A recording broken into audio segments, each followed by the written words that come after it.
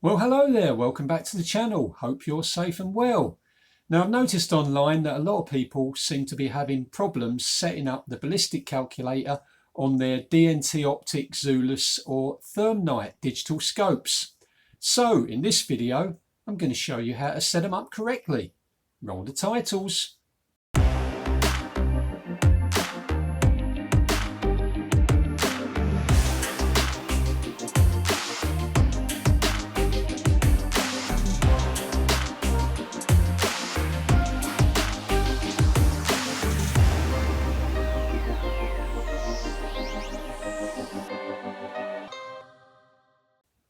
So just recently, it appears to me that a lot of people are struggling getting their ballistic calculator to work correctly on their Zulus or their ThermNight. And by working correctly, what I mean is that the pellets aren't hitting at the aim point suggested by the ballistic calculator, which seems to suggest that they've set the ballistic calculator up wrong.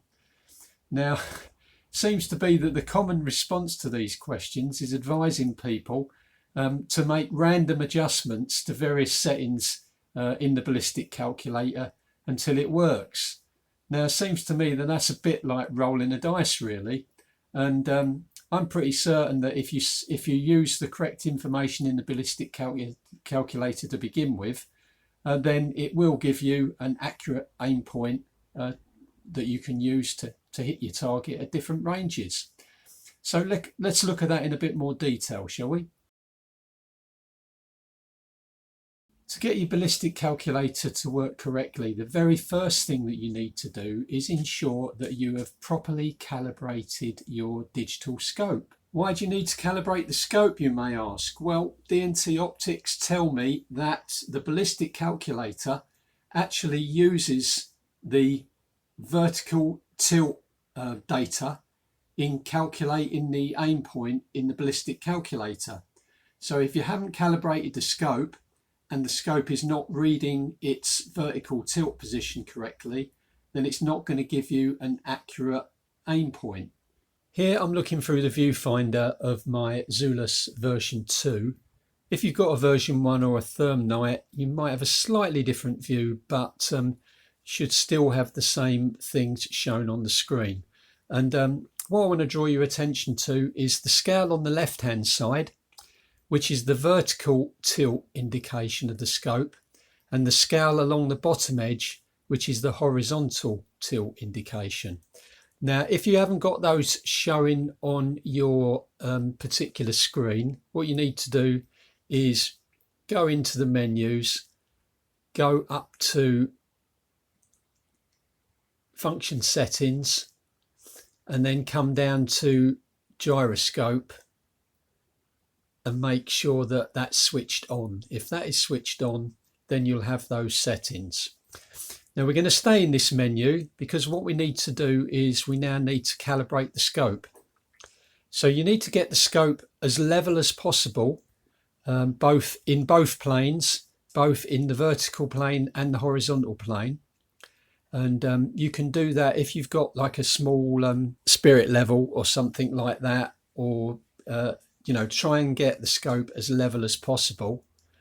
And then what we need to do is we need to come down to calibration and just enter the calibration setting, and you'll see there that it says keep the device level during calibration, and you'll get that countdown 3, 2, 1, calibration completed, and it brings you out of the menus. And now you can see that we've got 0 displayed on the left hand side, the vertical tilt, and we've got 0 keeps flashing between 0 and 0.5 on the horizontal display. So you've now calibrated your scope. Now I've shown you how to calibrate your scope, let's have a quick talk about ballistic calculators. So let's talk about ballistic calculators in general to begin with, and this is probably one of the most well-known ballistic calculator programs. This is called Chairgun. In effect, a ballistic calculator is just a little computer program, and like all computer programs, there is an old saying, garbage in, garbage out. So if you don't put in good information in the input section of the program, then the output section of the program is going to give you garbage information.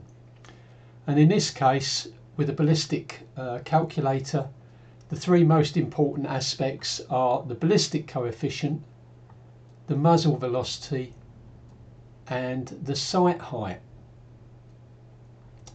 Now, anyone that's used chair gun to set up their air rifle for target shooting, or any other ballistic calculator come to that, knows that it will calculate your holdovers for you, or suggested holdovers, and in practice that you'll find for the most part these are a good guide, but they're not very accurate. And the reason that they're not very accurate is because of the information that you put in here, the ballistic coefficient and the sight height. I want to begin by discussing sight height, and there's some things that I need to point out to you here. You can see up on the data input here, the sight height is currently input at 5 centimeters, and I'd like to point out to you that at 0 range, your point of impact is -5 centimeters. So let's have a look what happens if we change that. Say we change that to 1 centimeter and enter that. And we come down here to the table and our 0 yard range is -1 centimeter. And if we change this to 10 centimeters and we come back over to the table, you can see our 0 range is -10 centimeters. So in actual fact, our sight height is the point of impact at 0 range, where the ballistics of our rifle starts. And that point is not at the objective lens of the scope, it's at the muzzle. Now, just to re-emphasize this point, let's go up into the help topics, and we'll go right to the end of the user manual where it has the definitions. And if you see here, sight height, the sight height is the distance between the line of sight and the line of departure measured at the muzzle, i.e. where the trajectory begins. So this is telling us that we need to measure the sight height at the muzzle, at the point where the pellet comes out of the barrel, not at the objective lens, which everybody else online is telling you that's where to measure. Get your ruler out and measure from the center of your barrel to the center of your objective lens. No, you can see quite clearly here that the sight height is the distance between the line of sight and the line of departure measured at the muzzle. And if we come back here, you can see sight height 10 centimeters -10 there. They shouldn't really call it sight height. I think that is what confuses people. It should really be called 0 range point of impact or something like that. So how are we going to measure it? Here we are set up correctly, ready to measure the sight height of the rifle then. No mucking about with rulers. This is the correct way to do it. I'll talk you through the setup. On the Zulus, we've got the front focus wound fully anti-clockwise, so we're the nearest focus setting we can get. We're at minimum magnification. I've stuck a bit of tin foil across the objective lens and made a small hole in the front of it. And then on the front of my back box, I've got a target just with a horizontal line. What I'm going to do is look through the scope, line the horizontal parts of the cursor up with a horizontal line, get the muzzle as close to the target as possible and take a shot.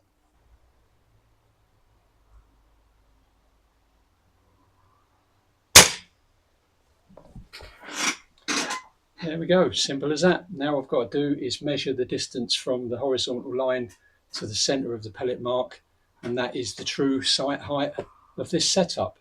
Here's the target I shot demonstrating the tin foil method, and now we need to measure the point of impact drop. So if I measure from the line down to the center of the pellet, I make that 88 millimeters. Okay, so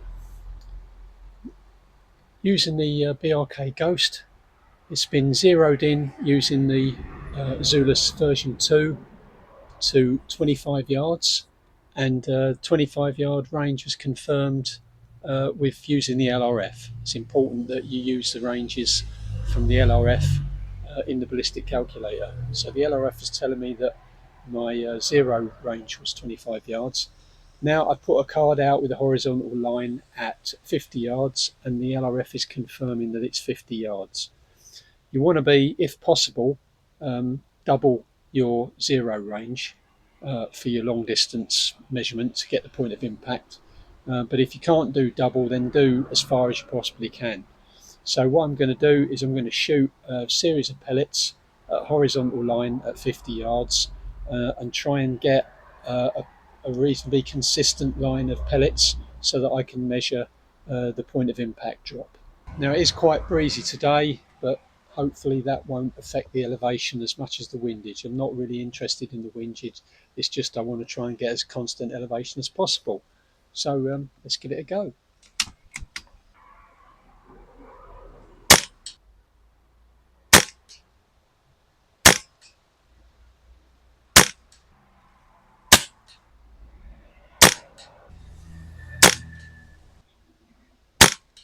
Couple more and then we should have enough, and go and measure up.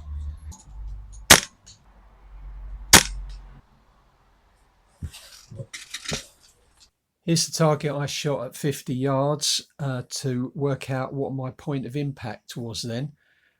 You can see here that we've got 2, 4, 6 pellets all in a nice line. So I'm going to discount these two and discount those two because I should be able to get a good average from these. And measuring these down from the center of the black line to the center of the pellet and then taking an average, I get a measurement of 30 millimeters. So 30 millimeters minus 30 millimeters is the measurement that I'm going to use as my 50-yard point of impact. So where are we then? Well, I've calculated my sight height using the tinfoil method. I've shot a string of pellets at 50 yards to measure a point of impact. And now I need the chrono results so I can go on to work out what the ballistic coefficient is for my pellets. So I put the rifle through the chrono, and here are the results. You can see the average muzzle velocity 787.88 feet per second, which is near enough 788.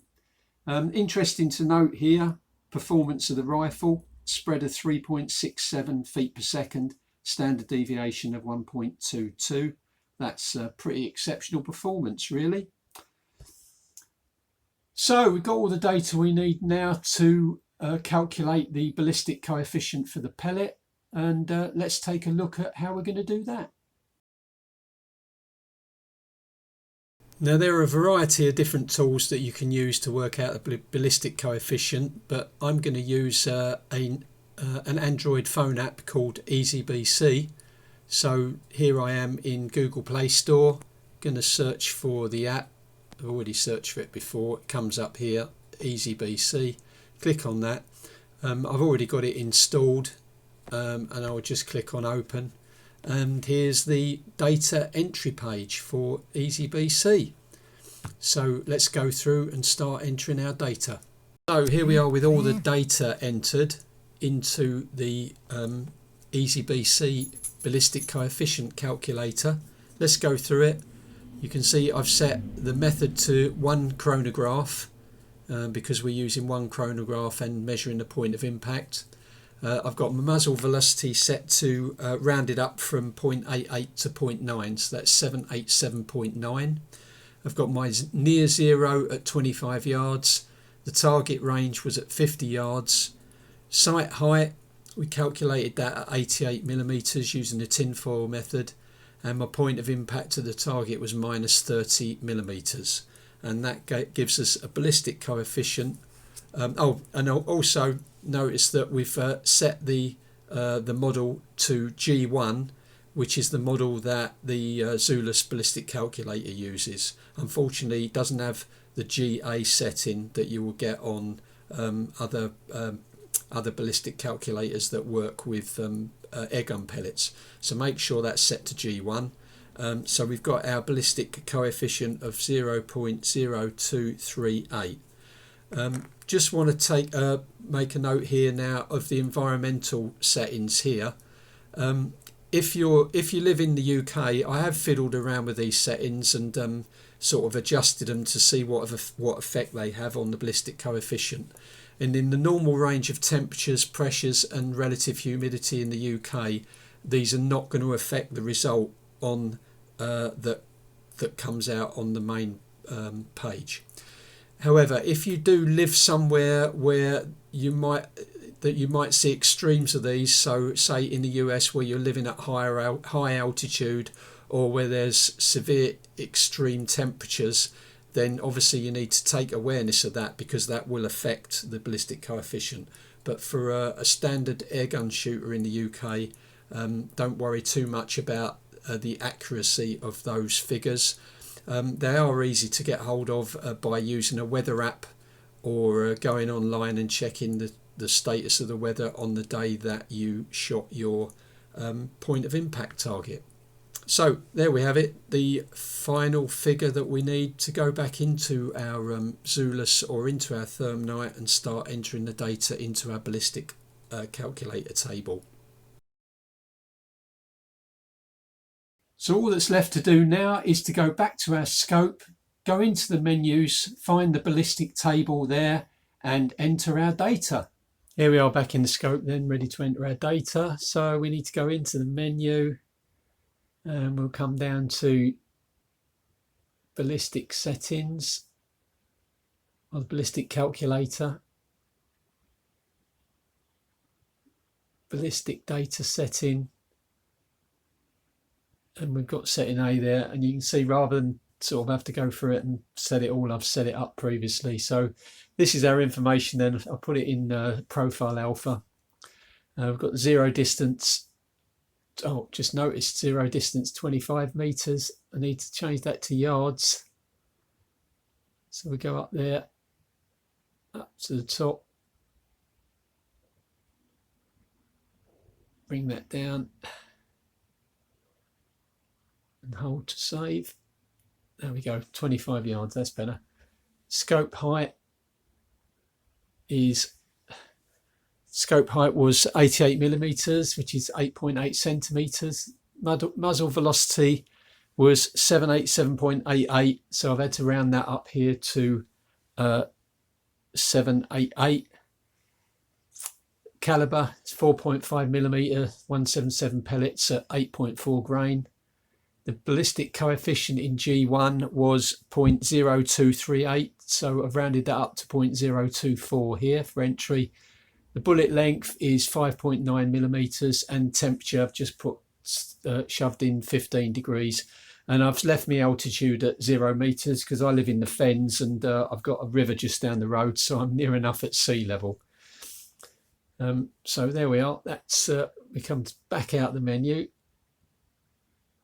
And when we come down to turn the ballistic calculator on, so that's now working. The aiming method, we've got two methods here. The holdover, which gives you a little aiming point to aim at, or you've got the dial in method, which moves the crosshairs. But I think I prefer the holdover method. We'll leave that on there. Well, the saying goes, the proof of the pudding's in the eating. So I guess now's the time to test this to prove that it all works if you put the right data in. It's not the best day, pretty miserable day. It's been wet and very windy, so we might get blown off a little bit to the left or right. We'll have to see how it goes. But put a selection of targets out, different distances, starting from about 15 yards right up to 40 yards. And we'll see what the ballistic calculator suggests as an aim point, and see if it's on the money or not. So let's go on with it. Starting out at 25 yards then, just put a bit of an old bit of card out with a black dot on just to check the zero. what we'll do is I'll put the screen recorder on so you can see what's going on as well.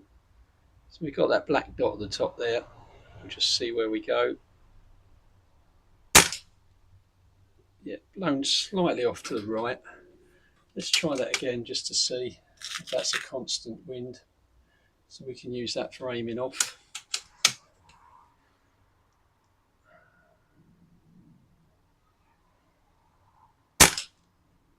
Right, that's smack on, bang on the dot. So yeah, a little bit of left to right wind.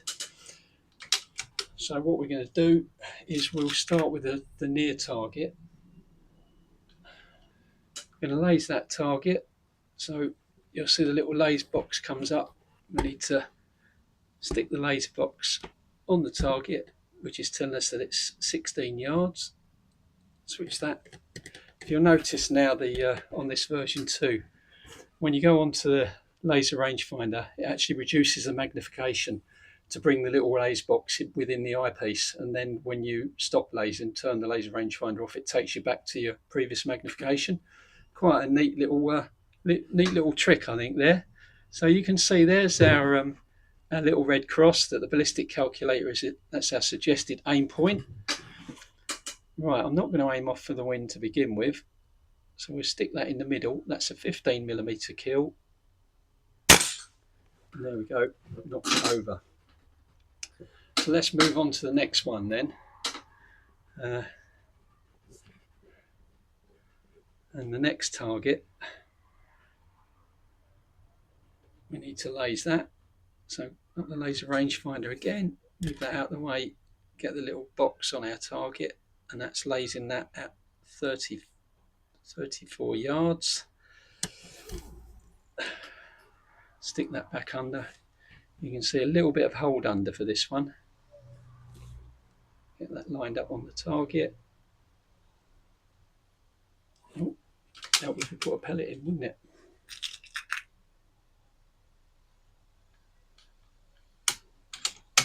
Load it up. 34 yards. That's a 20mm kill there, by the way. There we go, knock that one over. And then we'll load up and go for the last target up on the top of the backstop back there, which is a 25mm target. Not to laze that again. So stick the laser rangefinder box on the target. That's saying 42 yards.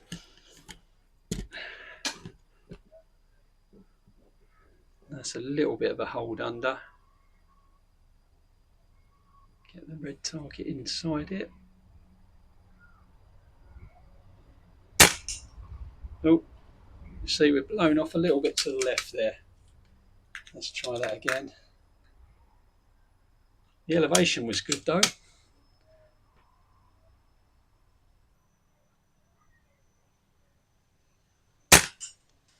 There we go. Knock that over. Well, hope you enjoyed that one, found it useful. As you can see, if you give the ballistic calculator the correct data, then you'll get the correct aim point. Garbage in, garbage out, as I said at the beginning. So good data in, good data out. Thanks very much for joining me on this one. And if you like that video, then you know what to do. Like, share and subscribe, and keep supporting the channel. And hopefully I'll see you on the next one. Bye for now.